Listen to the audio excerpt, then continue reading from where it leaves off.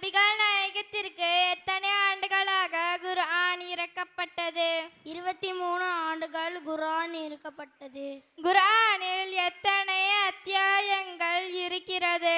குர்ஆனில் மொத்தம் 114 அத்தியாயங்கள் உள்ளன.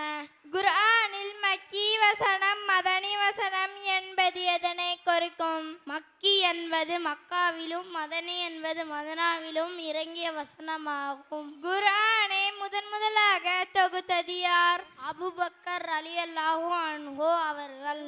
குர்ஆன் முதலாக இறக்கப்பட்டது எப்போது? ரமலான் மாதத்தின் லைலத்துல் கதிர் இரவில் குர்ஆன் இறக்கப்பட்டது. நபி ஸல்லல்லாஹு அலைஹி வஸல்லம் அவர்களுக்கு இஸ்லாம் அருளப்பட்ட போது வயது எத்தனை? நபி ஸல்லல்லாஹு அலைஹி வஸல்லம் அவர்களுக்கு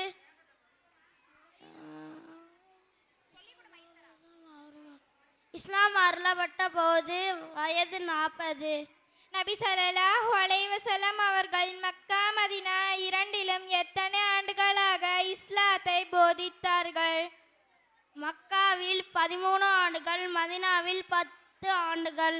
நபி ஸல்லல்லாஹு அலைஹி வஸல்லம் அவர்கள் அனைத்து நபிமார்களுக்கும் இமாமாக நின்று தொழுகை வைத்தது எங்கே? மஸ்ஜிதுல் அக்ஸா, பாலஸ்தீன். நபி ஸல்லல்லாஹு அலைஹி வஸல்லம் அவர்கள் கூறிய வழிகளை நாம் எவ்வாறு கூறுகிறோம்? நபி மொழி, ஹதீஸ்.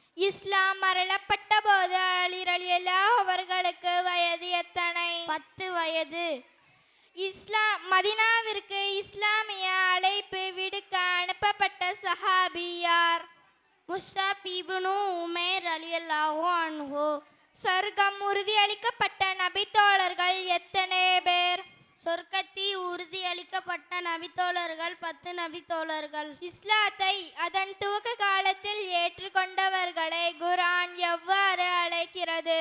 அஸ்ஸாபிகூனல் அவ்வலுன், முந்தியவர்களின் முதலாமானவர்கள். அல்லாஹ் யாரை நேசிக்கிறான்? அல்லாஹ் பொறுமையாளர்களை நேசிக்கிறான். சொர்க்கத்தில் சொர்க்கவாசிகள் எந்த கிழமை ஒன்று கூடுவார்கள்? சொர்க்கத்தில் சொர்க்கவாசிகள் வெள்ளிக்கிழமையில் ஒன்று கூடுவார்கள். அஸ்ஸலாமு அலைக்கும் வரஹ்மத்துல்லாஹி வ பரகாத்துஹு. மாஷா